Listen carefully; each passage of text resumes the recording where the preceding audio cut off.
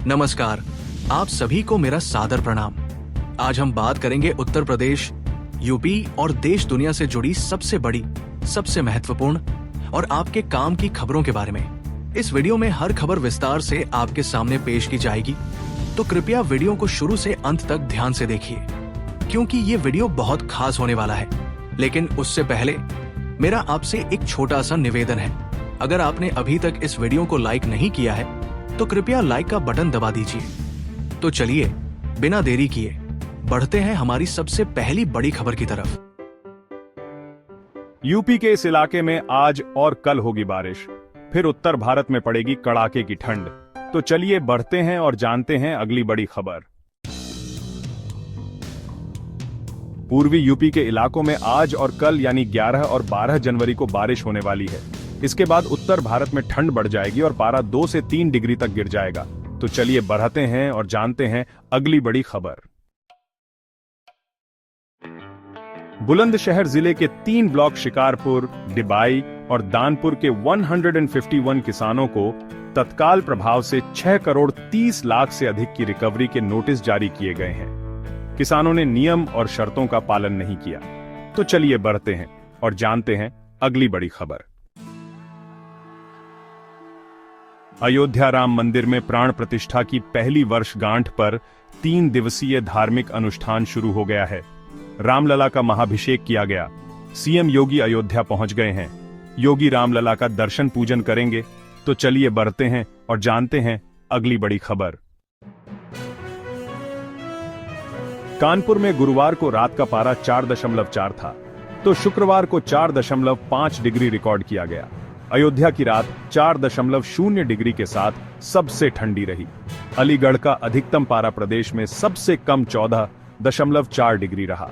शनिवार शाम से मौसम में बदलाव दिखने की संभावना है। बादल घने होंगे, इसके बाद मौसम बदल सकता है। तो चलिए बढ़ते हैं और जानते हैं अगली बड़ी खबर।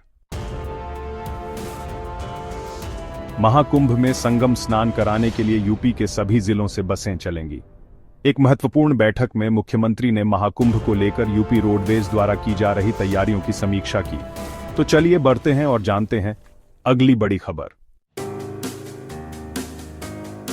यूपी रोडवेज के प्रधान प्रबंधक कार्मिक ने संविदा चालकों और परिचालकों के लिए खुशखबरी है। इनका मानदेय 9 और 7% बढ़ाने का निर्देश शुक्रवार को जारी कर दिया। अब संविदा चालकों को 2.06 रुपये तो परिचालकों को 2.02 रुपये प्रति किलोमीटर के हिसाब से मानदेय मिलेगा।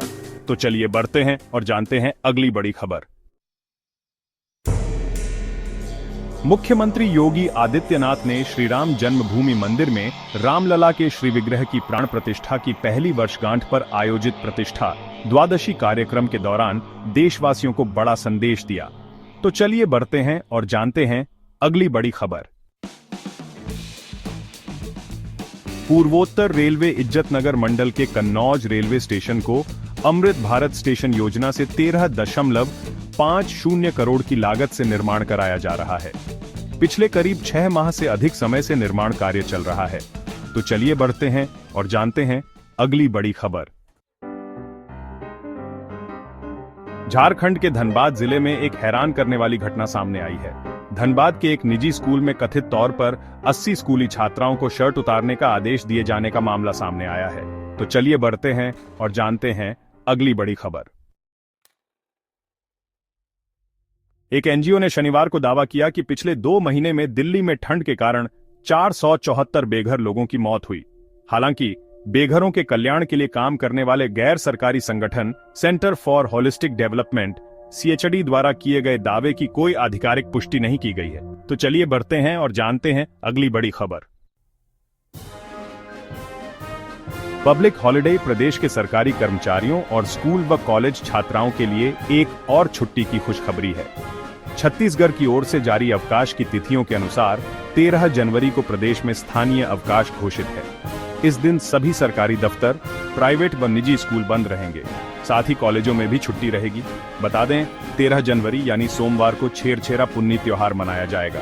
तो चलिए बढ़ते हैं और जानते हैं अगली बड़ी खबर। दिल्ली विधानसभा चुनावों के लिए बीजेपी ने उम्मीदवारों की दूसरी लिस्ट जारी कर दी है। तो चलिए बढ़ते हैं और जानते हैं अगली बड़ी खबर। लॉस एंजल्स में लगी भीषण आग में कई हॉलीवुड स्टार्स के बंगले भी जलकर खाक हो गए। इस आग में 10,000 करोड़ रुपए की लागत से बनी आलीशान हवेली भी स्वाहा हो गई। तो चलिए बढ़ते हैं और जानते हैं अगली बड़ी खबर। यह कहानी 10वीं कक्षा के छात्र ओमकार की है। ओमकार अपने 3 भाइयों में सबसे छोटा था और लातूर जिले के उदगीर में एक छात्रावास में रह रहा था। वह अपने पिता से पढ़ाई के लिए स्मार्टफोन की मांग कर रहा था। एक किसान पिता और उनके 16 वर्षीय बेटे की एक ही पेड़ से लटकती लाशें न केवल एक परिवार बल्कि पूरे गांव के लिए एक गहरी त्रासदी बन गई है। नांदेड़ जिले के एक छोटे से गांव मिनाकी में घटी यह हृदय विदारक घटना आधुनिक जरूरतों और ग्रामीण जीवन की वास्तविकताओं के बीच के संघर्ष को उजागर करती है। बेटे की स्मार्टफोन खरीदने की मांग पूरी न कर पाने की बेबसी ने परिवार को गहरे शोक में डाल दिया। तो चलिए बढ़ते हैं और जानते हैं अगली बड़ी खबर।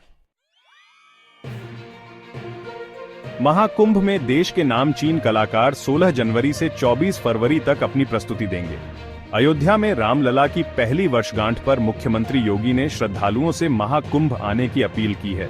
तो चलिए बढ़ते हैं और जानते हैं अगली बड़ी खबर। बॉर्डर गावस्कर ट्रॉफी 2024-25 में भारतीय टीम की हार के बाद शनिवार को मुंबई में बीसीसीआई की एक मीटिंग हुई।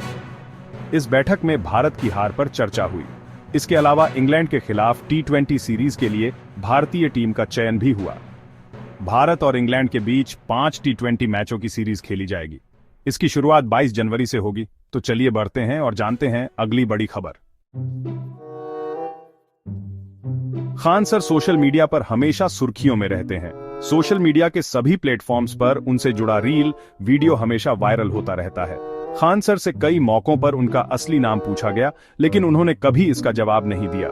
हर बार वो इस सवाल को टालते रहे। एक बार तो यह भी अफवाह फैली थी कि उनका नाम अमित है। अब बीपीएससी ने उनके खिलाफ लीगल नोटिस भेजा है। इसमें उनके असली नाम का जिक्र है। इस लीगल नोटिस में उन्हें फैसल खान उर्फ खान सर बताया गया है। तो दोस्तों, ये थी उत्तर प्रदेश, यूपी और देश दुनिया से जुड़ी महत्वपूर्ण काम की बड़ी खबरें। कैसी लगी आपको ये सारी खबरें? मुझे कमेंट्स में जरूर बताइए। अगर वीडियो अच्छा लगा हो तो इसे लाइक कीजिए और अगर आपने चैनल को सब्सक्राइब नहीं किया है तो अभी सब्सक्राइब कीजिए। साथ ही घंटी के निशान को दबाना मत भूलिएगा ताकि आपको हमारी हर नई वीडियो का नोटिफिकेशन सबसे पहले मिले।